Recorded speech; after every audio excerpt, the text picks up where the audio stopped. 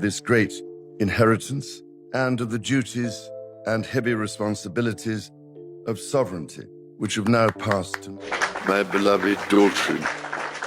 It was the kind of autumn morning that settles gently over London.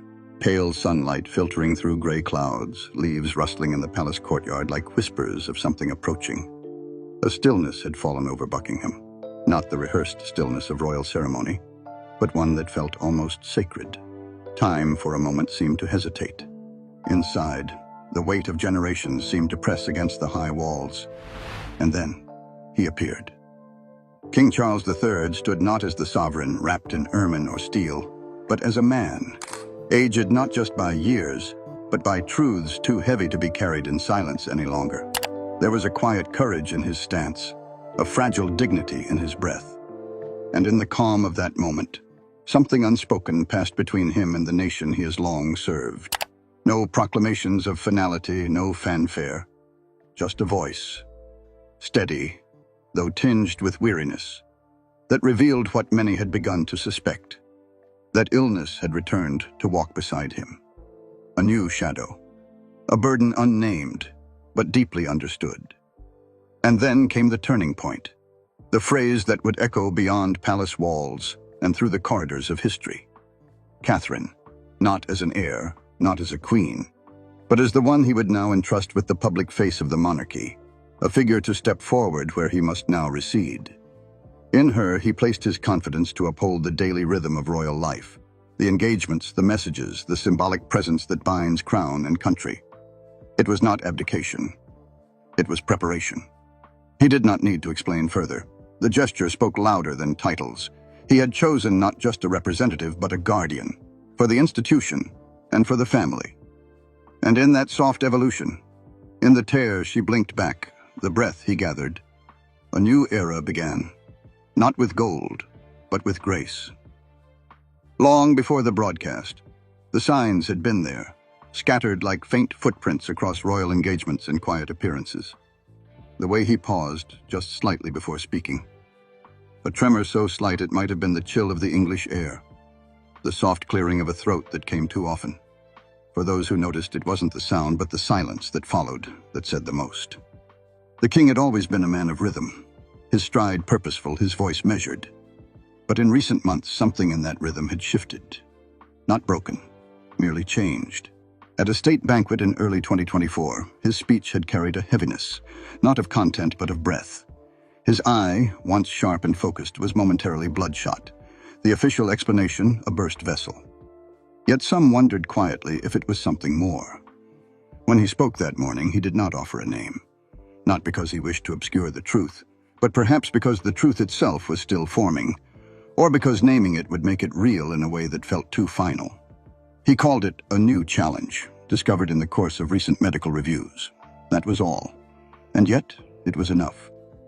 In the days that followed, the stillness gave way to murmurs, COPD, Parkinson's, words whispered in corridors and online forums, speculated by voices who had never seen his hands tremble in prayer or watched him rest his weight against a walking stick during a private chapel visit.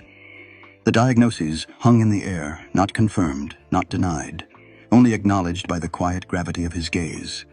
But for the king, it was never about the name of the illness.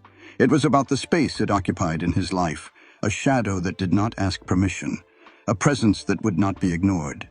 He had faced cancer already. He had faced duty every day of his life. But this was different. It was the soft decline of breath, the fatigue that settles in one's bones, the quiet negotiation between body and will. And in that quiet, he had made a decision, not to fight alone, not to wait for collapse, but to prepare, to trust, to place what mattered most into the hands of someone who knew intimately what it meant to live between hope and fear. This illness would not define him, but it would shape what came next. And in naming it only by its weight, not by its science, Charles spoke not as a monarch, but as a man, allowing the nation to feel not pity, but kinship. She stood just beyond the curtain where the cameras couldn't reach, the place between public image and private truth.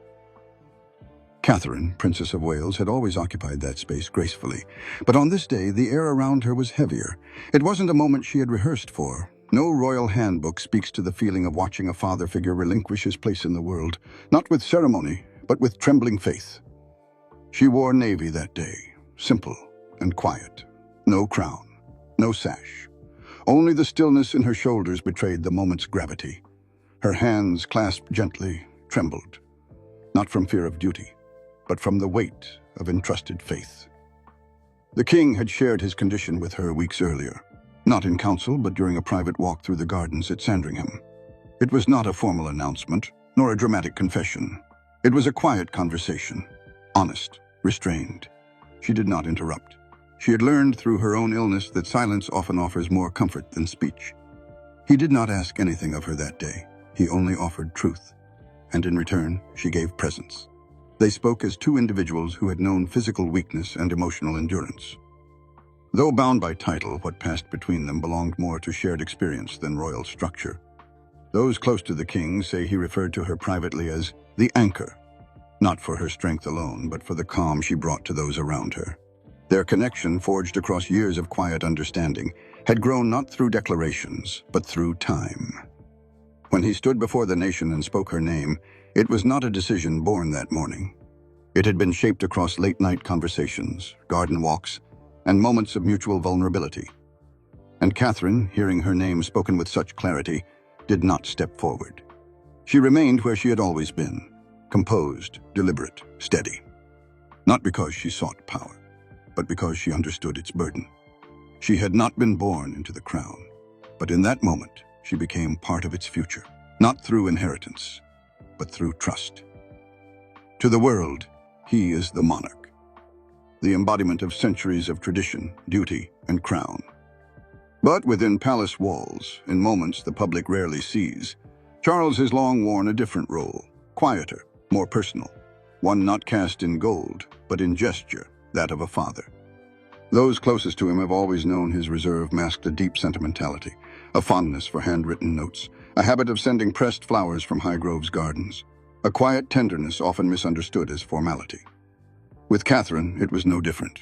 Over the years, their relationship evolved, not in grand declarations, but in small, unspoken acts of trust. He watched as she stepped into royal life with calm composure. He observed her patience with William, her grace under scrutiny, and later, her quiet endurance through illness.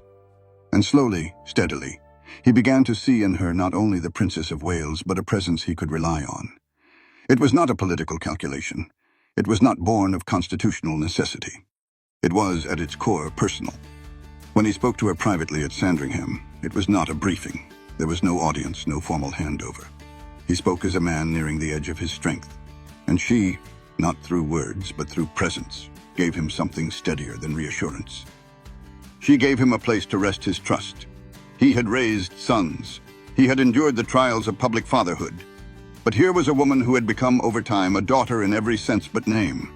And in the face of his own uncertainty, it was to her he turned. Not out of preference, but because the bond they had built offered something William, with all his devotion, could not yet provide: emotional stillness. In Catherine, Charles found not succession but solace. He had not sought someone to carry the crown. He had sought someone to carry him quietly, faithfully through what lay ahead. And when he named her, not ceremonially but deliberately, it was not the voice of a king. It was the voice of a father, choosing who he believed would hold the family together when he could no longer do it alone. He stood beside his father during the announcement, silent, composed, unmoving. His expression was unreadable to most, but not to those who knew the burden of heritage. Prince William had grown up in the orbit of expectation, raised not only to serve, but to succeed.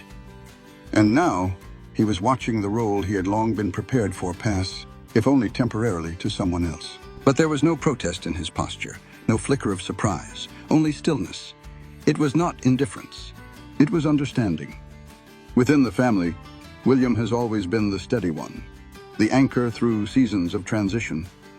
While Catherine navigated her own journey back to health, it was he who protected the quiet of home, who turned down engagements to attend school drop-offs, who bore public scrutiny with little reaction. He had learned, early, painfully, that duty is not always a matter of visibility. Sometimes it is simply endurance. Insiders say William knew of his father's intentions well in advance. The conversation, held behind closed doors, was frank but free of tension.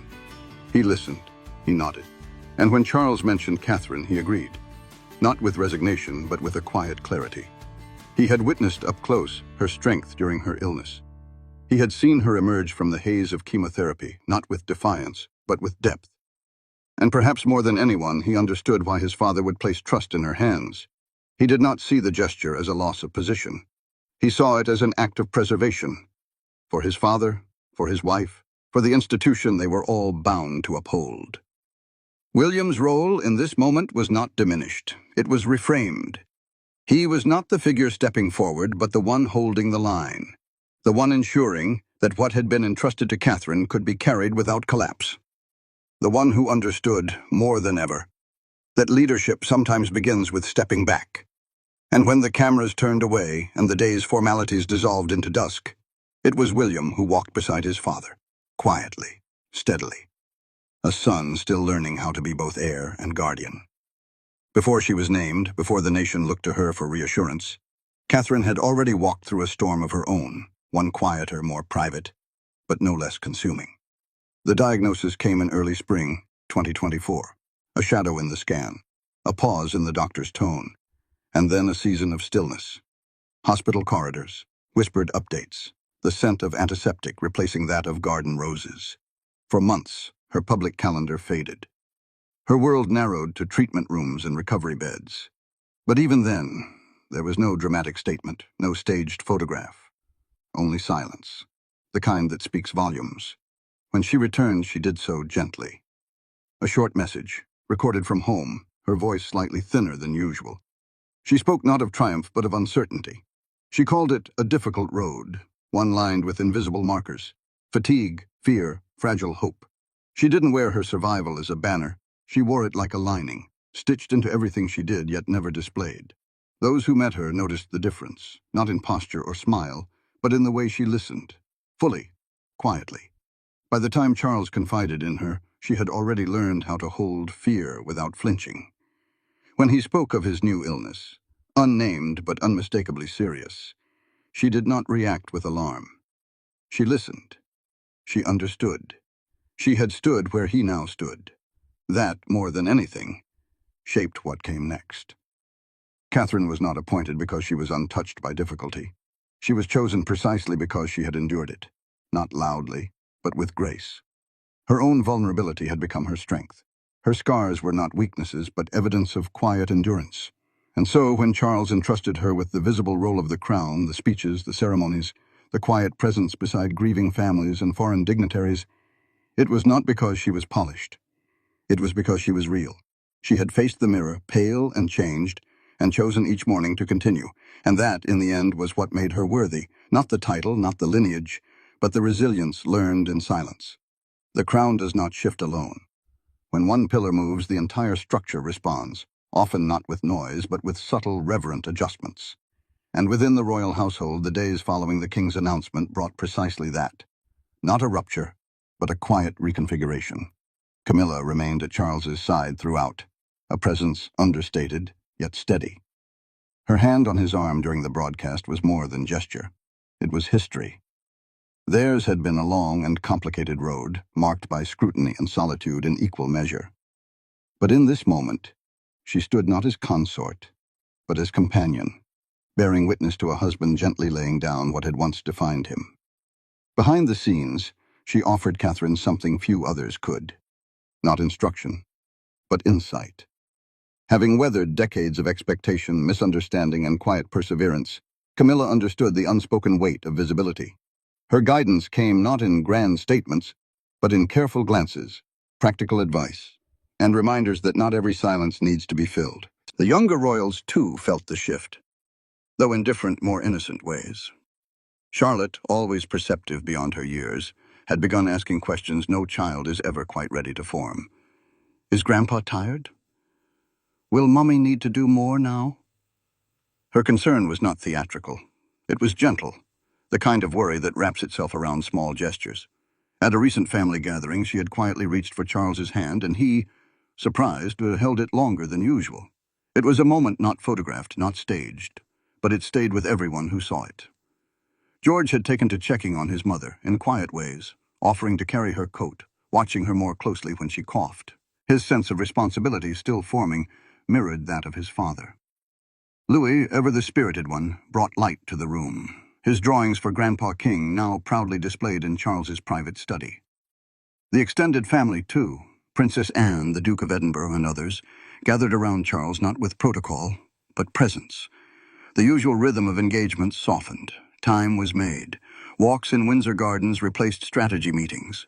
Afternoon teas stretched longer. In place of briefing papers were pages from children's books, sometimes read aloud not for show, but for solace. This was not just a monarchy in transition.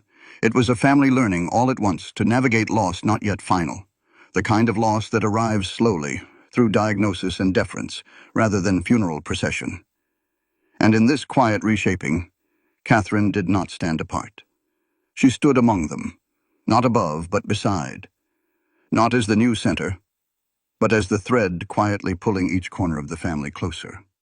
She did not wear a crown that day, no regalia, no orb. And yet, in the days that followed, many began to see her differently, not simply as the Princess of Wales, but as something more delicate, more immediate, the living face of a monarchy adjusting to the rhythm of vulnerability.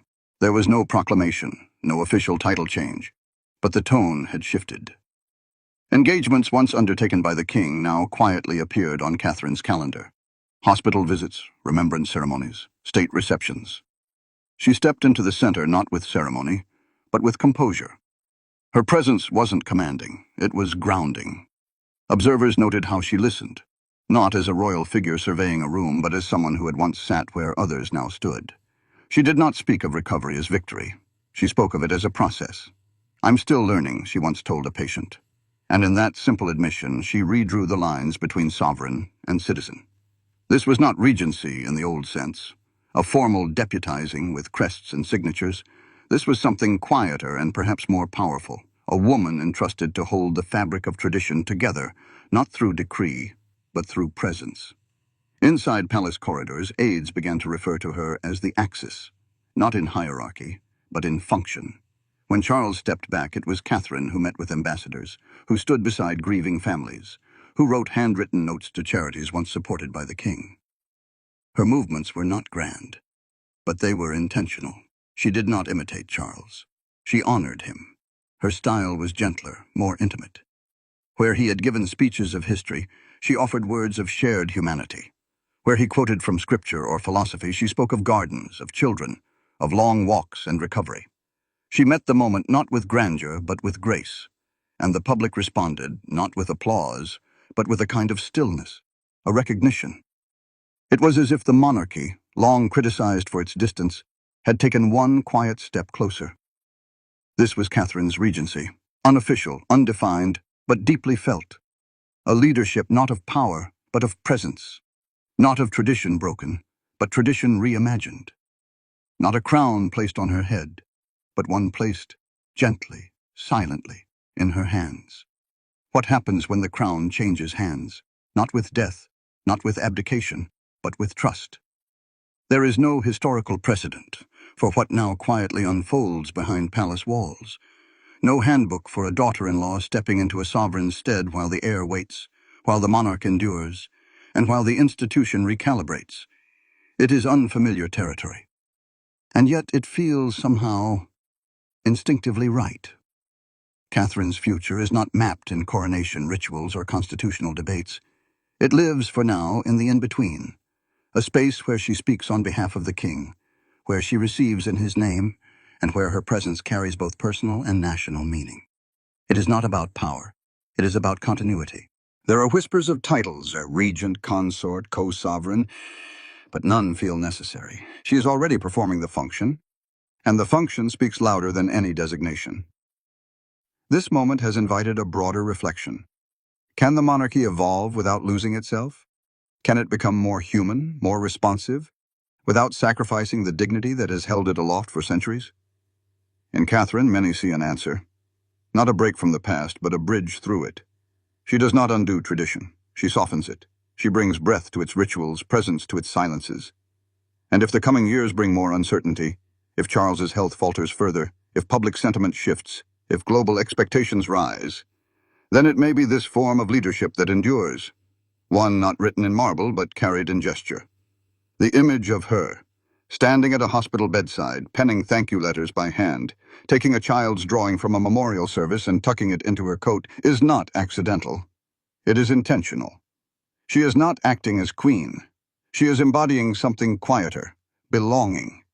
The crown, in her care, feels less like an object to be worn, and more like a light to be held.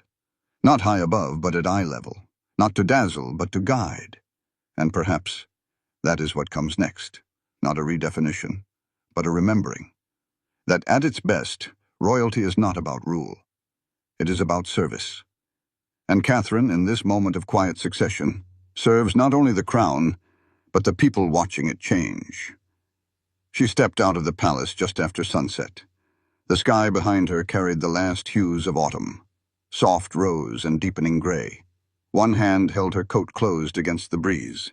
The other, smaller, belonged to Louis, who chattered beside her about a school project, unaware of the moment's quiet significance. It was not a royal appearance. No cameras waited. No speeches were planned. Just a mother leaving the gates of Kensington with her son, walking toward a waiting car. And yet, in that scene, unremarkable to most, was the image of a monarchy being gently rewritten. Catherine has never reached for the spotlight.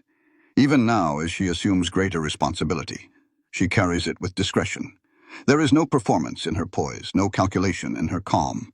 What she offers is steadiness, not because she is without fear, but because she understands how to live beside it. King Charles remains the sovereign in title and spirit. But increasingly, he walks behind the scenes, allowing others to carry the light for him. His voice still signs royal assent. His name still appears on official papers. But his presence, once constant, now rests in quieter spaces. Letters dictated from a sunlit drawing room, brief audiences held in gardens rather than halls. And Catherine? She fills the spaces he once occupied, not completely, not permanently, but with care. She speaks where he once stood. She walks where he once waved, not to replace, but to carry. This is not a story of loss. It is one of legacy, passed not through blood alone, but through recognition. In choosing her, Charles did not name a successor. He named a steward, someone to hold what must not break. And in doing so, he reminded the world of something easily forgotten, that the crown, though steeped in history and burdened by expectation, does not have to be heavy when it is shared. Perhaps that is what this moment means, that leadership can be quiet, that transition can be tender, that the future need not arrive with thunder but with trust, and that sometimes the most powerful gesture a king can make is not to hold on, but to let someone else carry part of the weight.